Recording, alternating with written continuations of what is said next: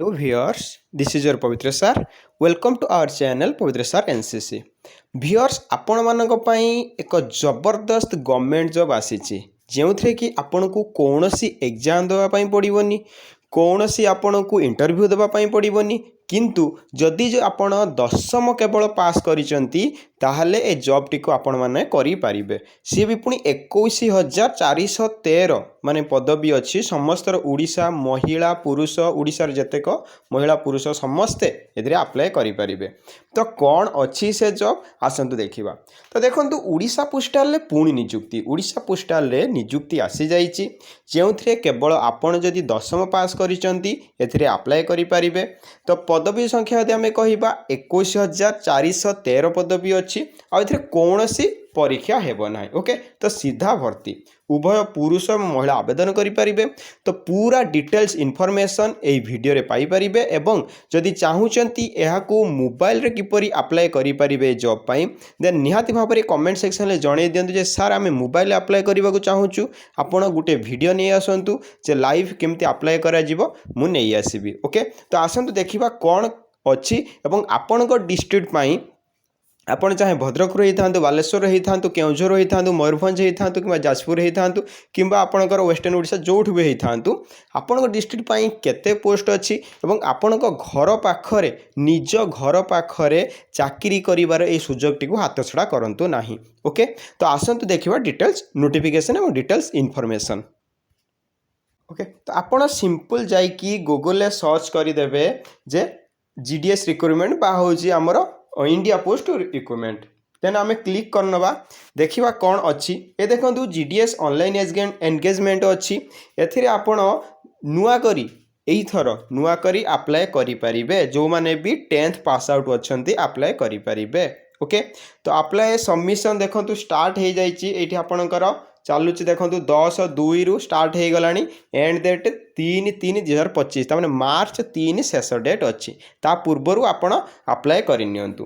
तो ये देखो आपन को विभिन्न स्टेट रो से देखैदब जे कौन कौन अच्छी एवं नोटिफिकेशन को थरे आमे देखि नबा।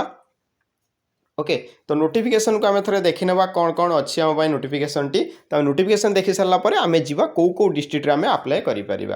ओके तो नोटिफिकेशन कौन अच्छी देखंतु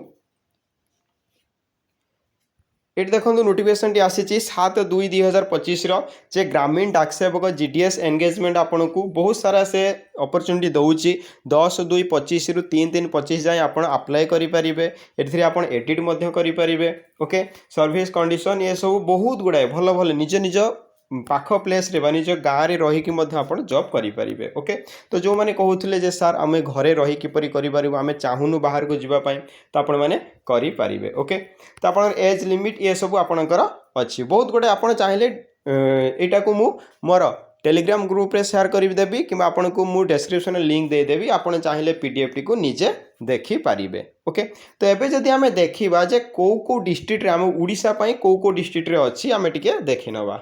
ओके तो आमे कौन करबा ना हमर ओडिशा स्टेट जोटी अच्छी आमे तापरे क्लिक करनबा। ओके आमे क्लिक करनेले ओडिशा उपर क्लिक करनेले क्लिक कला पर देखंतु आपणक डिस्ट्रिक्ट बा आपणक सब डिवीजन आपन को देखैदब आस्का बलांगीर बालेश्वर बरहमपुर कटक सिटी कटक साउथ केउझर कोरापुट रायरंगपुर पुरी आपणकर जहाँ भी सब डिवीजन अच्छी आपन एटी एंटर करनेबे सिलेक्ट सब डिवीजन रे आपन एंटर करनेबे आस्का बलांगीर बालेश्वर बरहमपुर बीजी डिवीजन भद्रक बहुत गुड़ाए अच्छी।